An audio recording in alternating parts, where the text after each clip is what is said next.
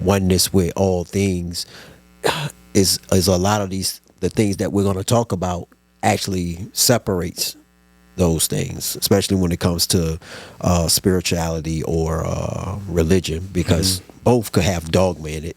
I want to say, well, go ahead.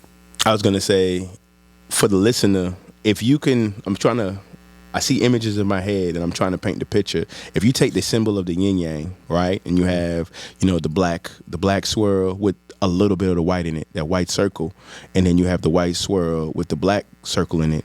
Just think of that in all life aspects. It's one thing, but depending on what paradigm or what scale of consciousness we fall in, we can tilt the scale by falling to one side. Meaning, a person that you could say atheistic or scientific, and I'm not using this as a knock, I'm just using it as an example to the best of my ability, they may fall into the intellectual side of things, and they trust what they can prove. Right. But even in that trust, it's an element of I guess I would say belief.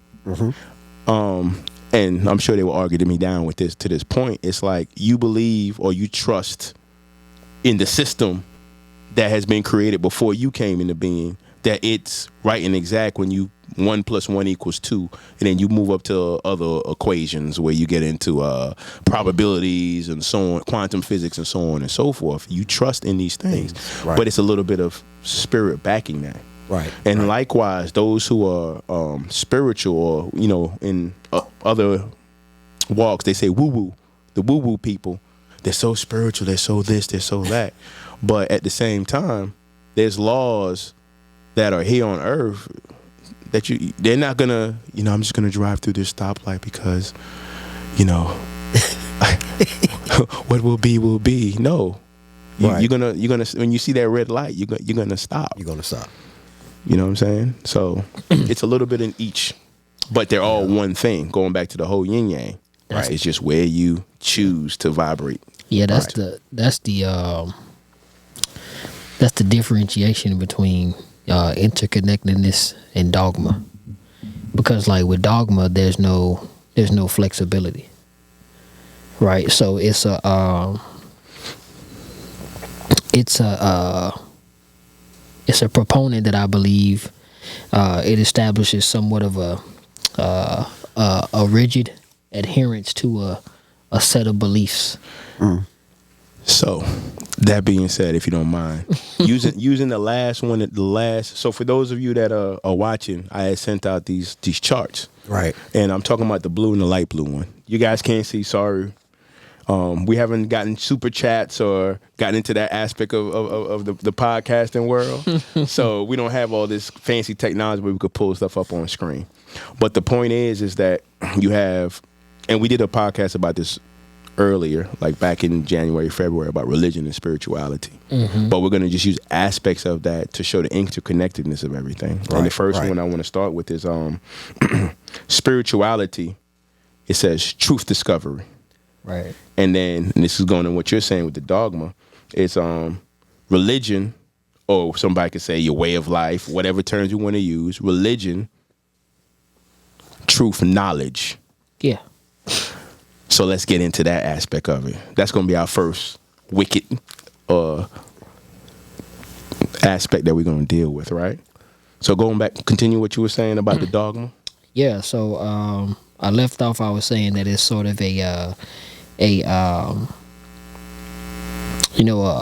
rigid adherence to, a certain type of belief system.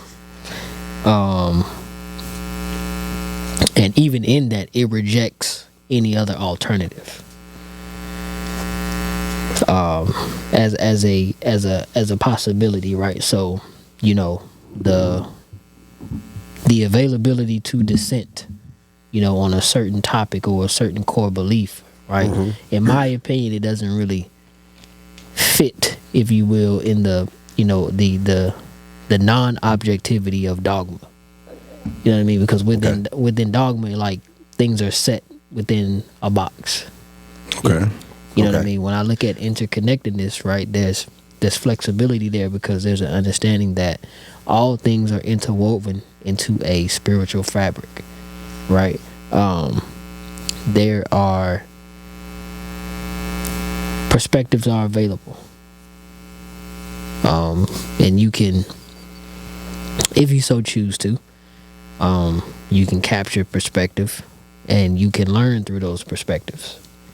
I don't think so much, under the premise of dogma, because like you stick to it is what it is, and if it don't say this, then It's not. It's not right. that's not knowledge, if you will.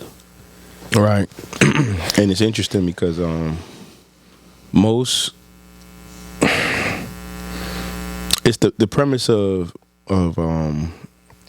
you create your own reality, right? You create your reality based on your beliefs.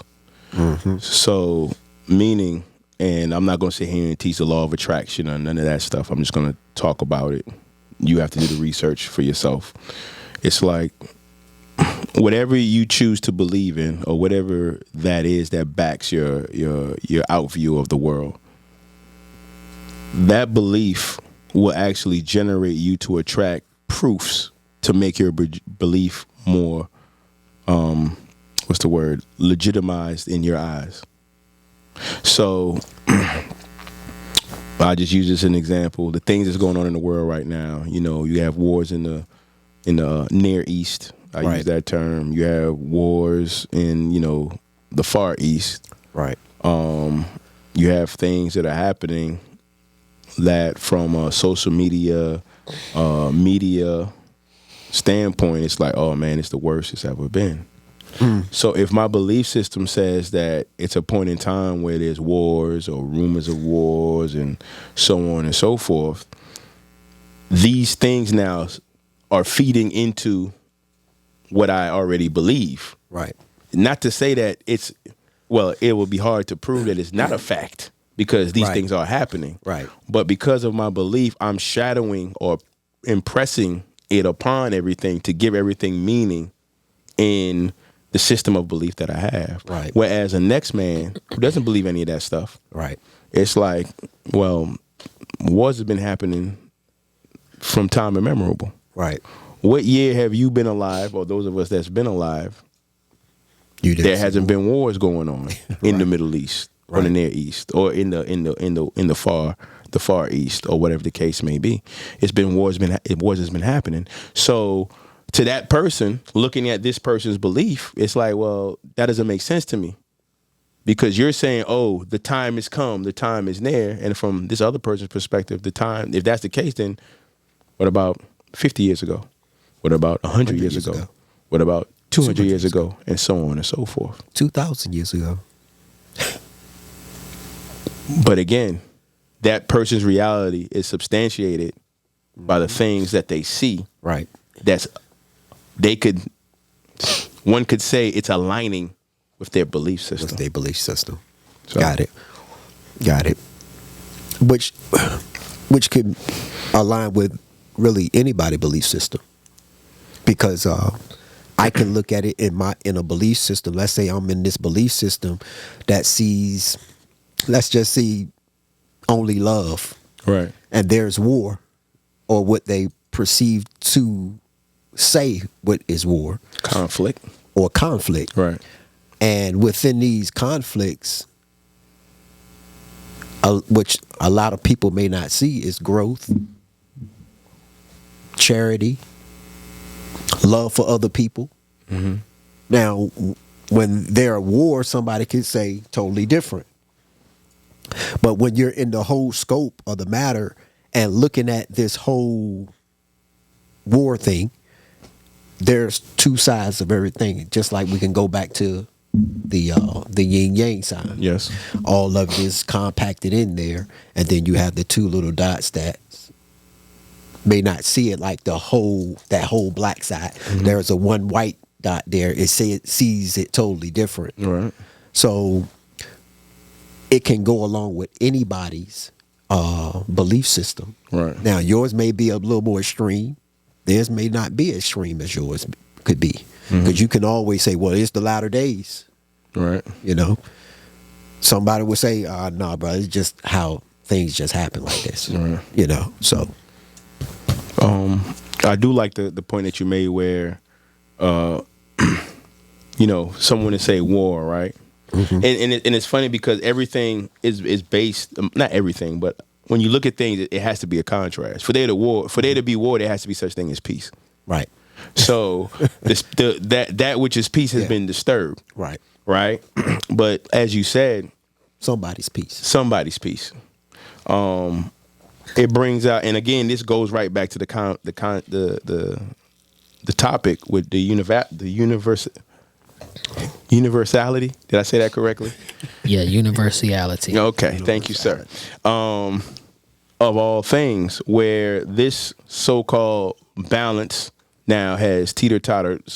So this is the ideal place, right? Everything is just balanced. Right. But then when you have a teeter-totter, all right, so the peace has gone down and the war has increased. Right. So now what happens is everything is trying to reset and create balance. Right. On whatever side.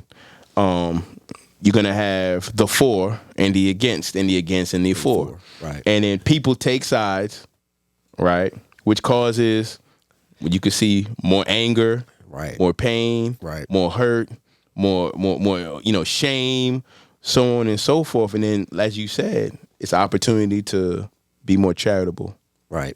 be more loving, be more forgiving. Right. And then you really start seeing, if you want to say, the true nature of beings, if you want to say people, so on and so forth. It's like, well,